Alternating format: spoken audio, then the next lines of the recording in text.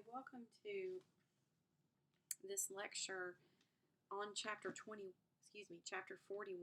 in the Norton Field Guide. This lecture pertains to different reading strategies that you can use when you are reading your sources, your secondary sources, that is, for your research paper or literary analysis papers. It also includes strategies that you can use when you're reading the literature itself. Again, this is chapter 41, and let's talk about some of this. I do hope that you've printed out the PowerPoint so that you can take notes in the margins. I will point you to specific places in the book that you should go and look at. When you think about yourself as a reader, there are lots of questions you could ask yourself. Why do you read? Is it for pleasure, work, school, or something else? The reason you're reading really dictates how you take notes. When you have a reading assignment, how do you prepare? Do you find a quiet place? Do you listen to music? Do you have to have a snack? What's your mode of operation for that? Do you ensure that you understand the assignment? Do you go and ask for help if you don't? How do you motivate yourself? What gets you out of boredom if it's something you don't like? Does your mind wander? I know mine does, so I have to sit in a very specific place with few distractions or I'm in trouble. This one I think is really important. Do you highlight, underline, annotate? We're going to talk about that a lot. I know that I do. In fact, it's the only way that I'm able to actually pay attention to what I'm reading. So I really want to encourage you to use that strategy. If you don't understand the text, what do? Do you start over? Do you read it again? Do you seek help from somewhere? Do you have a specific attitude towards the text you're reading? And if you don't like it, how does that affect you? And are the reading processes that you currently have working for you? Because if they're not, it's certainly not too late to adopt something that's newer. When you are reading academic reading, which is what you will be reading in this class, it is more challenging. And different texts require a different level of effort. Scholarly articles, for example, often have content and arguments that you need to understand, but sometimes the authors are assuming that you already know key concepts and vocabulary, and they don't necessarily give you the background information you need. So sometimes that makes that difficult. When you are starting to read a particular source, I would encourage you to consider using the KWL chart, which you may already be familiar with. But you basically just set up a table, and in letter K, you write down what you already know about the topic. In W, you would write down what you want to know. And once you've read, you would fill in what you learned. And this is a nice way to figure out how much additional help are you going to need to understand that article or that topic. Again, that's just one concept that you can use. When you preview a text, which you often will do as you're trying to find information to research, you might skim the text. You might pay particular attention to the title or subtitles, headings, first and last paragraph, or even just the first sentences of the body paragraphs. Your goal is that you're trying to get a sense of where that text is going.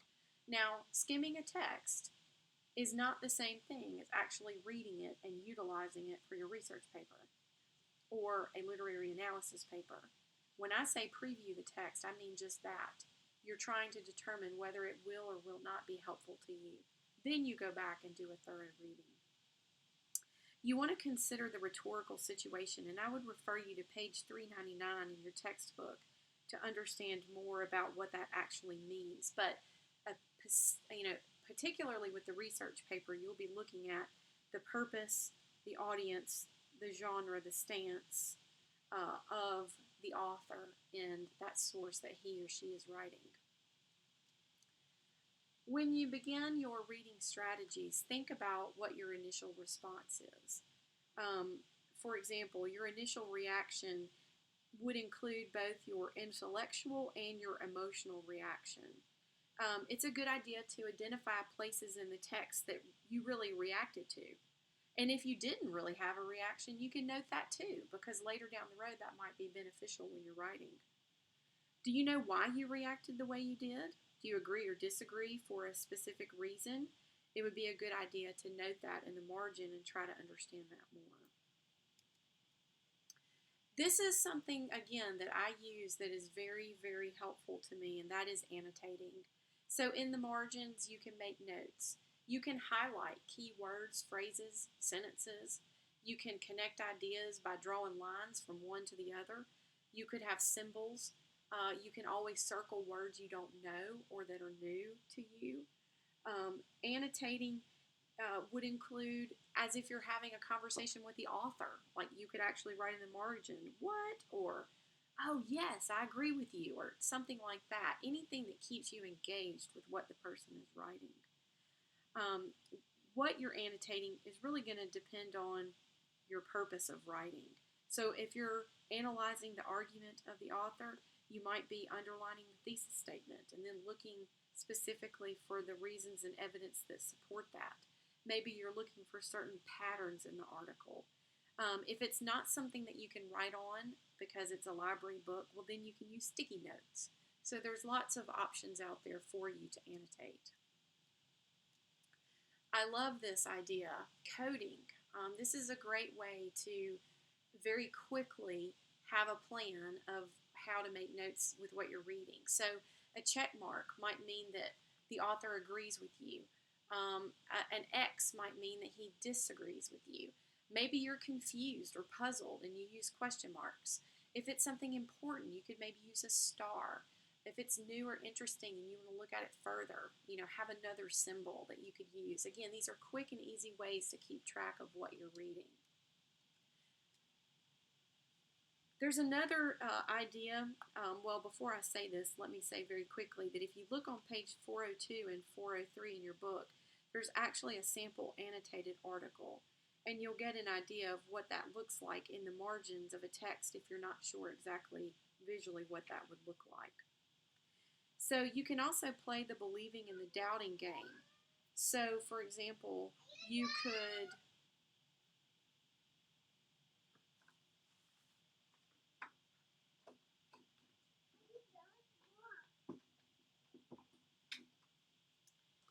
please excuse me for my interruption. That would be my little girl asking me if I was finished. So let's keep going.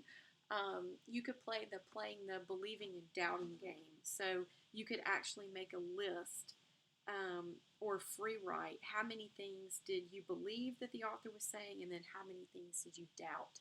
This would be a good thing to do when you're thinking about your research paper, which we'll talk about more later down the road. Reflecting, rereading, and persisting. So look for something familiar, reread it, be persistent, don't give up as you're working through difficult texts. If you need help, ask me. I'll be more than happy to help you work through something that might be challenging. Think about how the text works. What is it saying? How do the parts fit together? You might have to sometimes try to outline the paragraphs. Can you, and I really like this, I use this myself, can you write a sentence that identifies what each paragraph says? So just in the margin, can you summarize what that paragraph says? If you can do that, then it's very likely you understand what the author is saying. And if you want to see what that looks like, look on page 406 and 407 in your book.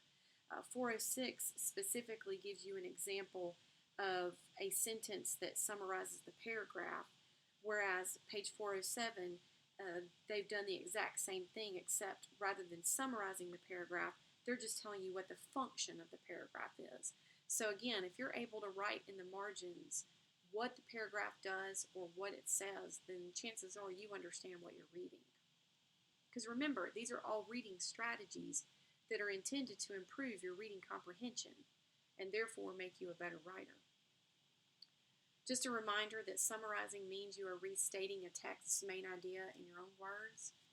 You can also try identifying patterns You can color code passages to help you follow the reading. And if you look on page 409 and 410 in your textbook, there is an example of what that might look like. So, for example, if the author is using imagery that refers to resurrection, every time that comes up, you could highlight it in a specific color. And you might find that that's, very beneficial to what that author's main idea is. You can count up the parts, count the words, count the sentences, count the paragraphs, count the images. All of this helps you see how the author is putting his or her ideas together in that text. Finally, when you're analyzing the argument, what claim is it trying to make? Is the thesis stated or is it implied? How is it supported? What reasons does the writer give? What evidence is he or she using?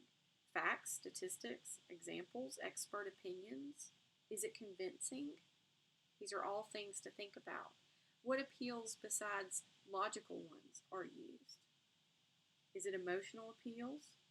Are they trying to establish common ground with you or demonstrate his or her credibility? Is it successful? Do you see any counter arguments? Are they accurate and respectful? Does the writer refute them? What outside sources of information does the writer cite?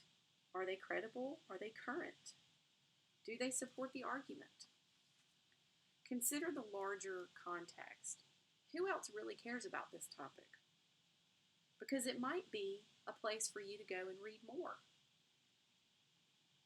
Are there other ideas or concepts that give you an indication of what the larger conversation is regarding your topic? Again, that might be somewhere else to go and look. Is there any terminology or special language that reflects the writer's allegiance to a particular group? That's important because you might be able to tell that your writer is biased. Are there citations? Who is he or she citing? That's important. So all of these things are there to help you as you develop a reading strategy that's all your own. You might already have one. You might have found something in here that you would like to use instead. Having a reading strategy helps you with your reading comprehension. As I said to you earlier, I always have to be in a quiet place. I particularly highlight. I do take notes in the margins. There are certain things that work for me. So the question is, what is going to work for you? I highly encourage you to print all of your sources. I do not encourage you to try to read them on the computer. We read differently when we read on the computer. We read more accurately when we read in print. So I do hope that you will take that into consideration. Good luck and let me know if you have any questions.